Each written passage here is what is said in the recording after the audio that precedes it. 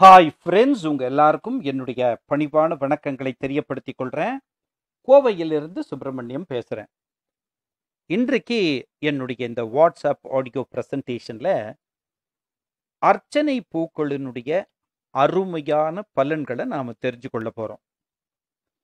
ஆலயங்களுக்கு செல்ல வேண்டும், அது இந்துக்களினுடைய சம்ஸ்காரங்களில் ஒன்று. அப்படி ஆலயத்துக்கு செல்லும் பொழுது நாம் பூக்களை எடுத்து செல்வோம் தானே, அர்ச்சனைக்காக பூக்களை எடுத்து செல்வோம். அப்படி கோவிலுக்கு நாம் செல்லும் பொழுது அர்ச்சனைக்கு பூக்களை கொண்டு பொழுது என்னென்ன பூக்களை எடுத்துட்டு போனா என்னென்ன பலன்கள் அப்படின்னு நமக்கு தெரிஞ்சா அதற்கேற்ற மாதிரி நம்ம ஆலயங்களுக்கு செல்லும் பொழுது நாம் பூவை எடுத்துட்டு போகலாம் தானே. அதற்காக இந்த வாட்ஸ்அப் ஆடியோவை நான் ஒலிப்பதிவு செய்கிறேன். கவனமா கேளுங்க. சந்தர்ப்ப சூழ்நிலைக்கு ஏற்ற மாதிரி பூக்களை ஆலயத்துக்கு நீங்க எடுத்துட்டு போங்க அர்ச்சனைக்காக. அல்லிப்பூல அர்ச்சனை செய்தா செல்வம் பெருகும் அப்படின்னு சொல்லப்பட்டிருக்கு. பூவரசம் பூவில நாம அர்ச்சனை செய்தால் நம்முடைய உடல் நலம் பாதுகாக்கப்படும், பெருகும்.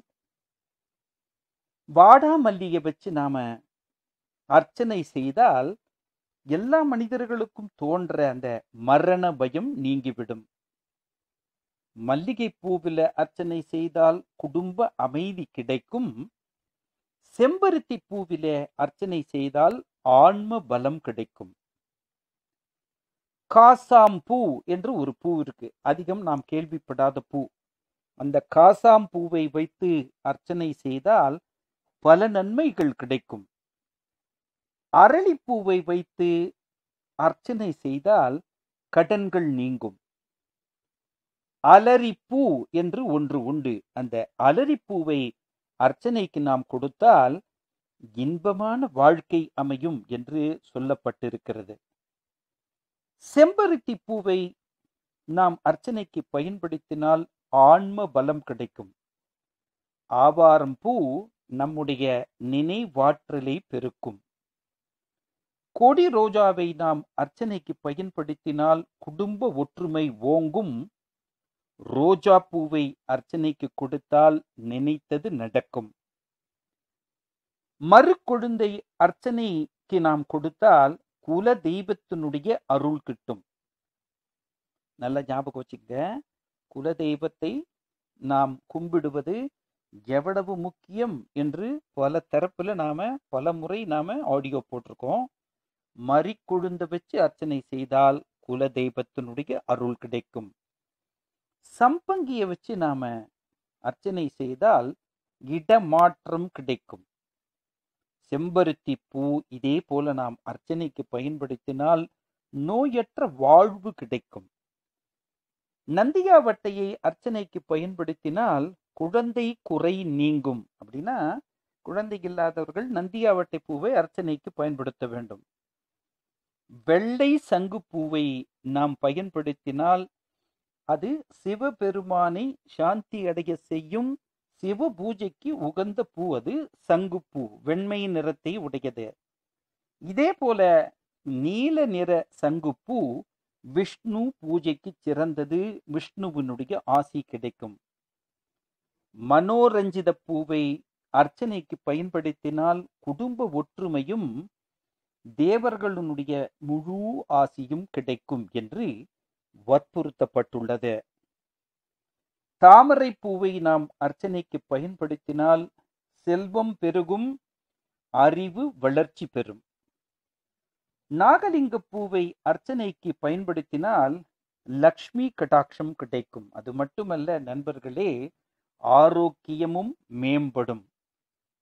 முல்லைப்பூவை நாம் அர்ச்சனைக்கு பயன்படுத்தினால் நாம் செய்கின்ற தொழில் வளர்ச்சி மிக அபரிமிதமாக இருக்கும். புதிய தொழில்கள் தொடங்கும் ஓர் சூழல் ஏற்படும். பட்டிப்பூ, அதாவது நித்திய கல்யாணி என்று சொல்லுவார்கள், அதை நாம் அர்ச்சனைக்கு பயன்படுத்தினால் நம்முடைய வாழ்க்கை முன்னேற்றம் பெருகும். தங்க அரளி என்று ஓர் பூ உண்டு. அதாவது மஞ்சள் நிறத்தில் இருக்கும் அந்த தங்க அரளி குருவினுடைய முழு அருள் நமக்கு கிடைக்கும். பெண்களுக்கு மாங்கல்ய பலன் கிடைக்கும். நாம் கடன்கள் பட்டிருந்தால் அந்த கடன்கள் எல்லாம் நீங்கும், கிரக பீடைகளும் நீங்கும் என்று ஆன்றோர்களும் சான்றோர்களும் சொல்லியிருக்காங்க. பவள மல்லியை நாம் அர்ச்சனைக்கு பயன்படுத்தினால் இது ஒரு தேவலோக புஷ்பமாக இருப்பதினால் எல்லா கடவுள்களின் ஆசியும் கிட்டும் என்று மிக தெளிவாக சொல்லப்பட்டிருக்கு. நண்பர்களே, கோவிலுக்கு போகும்போது ஏதோ ஒரு பூவை வாங்கிட்டு போறதை விட முதல்ல ஒரு சாய்ஸ் வச்சுக்கலாம்.